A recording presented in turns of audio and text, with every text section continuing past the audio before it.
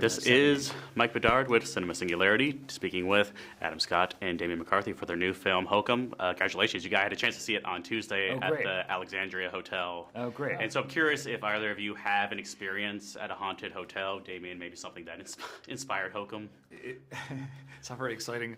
A cup moved once when I was sitting at the table writing. Really? Yeah.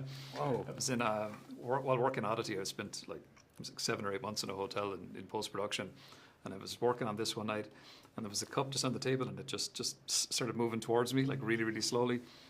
You know, I don't think it would make very interesting cinema, but when it happens in real life, it's the scariest thing in the world. Oh. Yeah.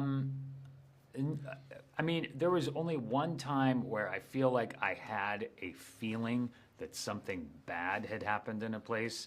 And I was on location for a movie, and there was a house that was rented for me, and I showed up and went upstairs and looked down the hallways and went downstairs and looked in the kitchen and the living room. And I didn't know why, but I had to get out of this house. Oh. And I just went and got a hotel room. I was like, I can't stay in this place. And I don't believe in ghosts or anything like that.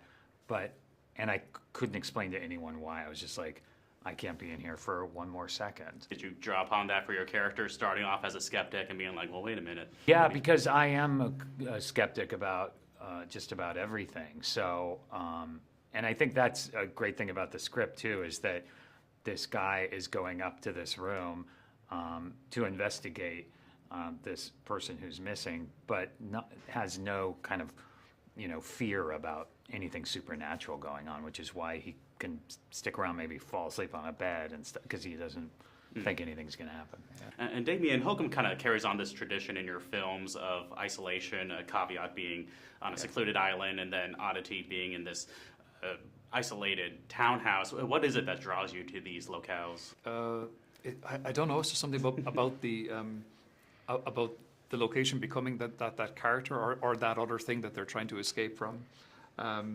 Yeah, it's the claustrophobia of it, that just trying to get out of this and just no escape.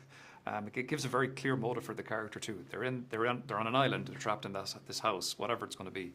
I think it's just a nice way for the audience to stick with it, then going like, they know it's a very clear goal. And I love the visual of the donkey man from the trailer. It's just like instantly iconic. And I love the reveal in the movie of like what that is in the universe of HOKUM. So curious for both of you if you have like a moment from a children's TV show or movie that scarred you. Yeah, let me see. Oh, there's probably loads. That's probably why I'm making horror films. Yeah. Let me see. Nicholas Rogue's the witches. Just get under my skin. There's a scene where they transport a little girl into a painting, and she never moves in the painting, but she just gets older and older. That just she's missing. The parents don't know where she is, and then one day she's inside the house looking out the window, and then she's a little bit older and she's feeding the ducks, and she's an old woman and she's by the lake, and it goes on over years. That sequence is just rolled out. Yeah. It wasn't a children's movie, but it was a comedy, and I was little kid, went and saw High Anxiety, the Mel Brooks movie.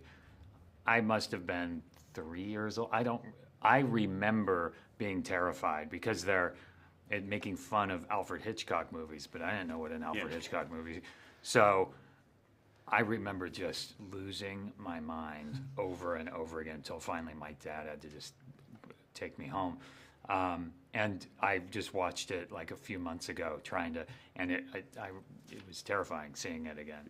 Adam, you have like this extensive background in comedy, and I feel like comedy and horror are very much connected in trying to get this like visceral, spontaneous reaction from the audience. I'm wondering whether you approach a comedy role the same way you approach a horror role, like in terms of timing, like with getting a joke just right or saying a moment from a horror movie just right. Do you have similar approaches? Yeah, because you're right. There is something in common. You're looking for an involuntary response either way, either laughter in a comedy or, a scare in a horror movie. So yeah, a lot of it does have to do with timing. And so I would say the approach is pretty similar, yeah.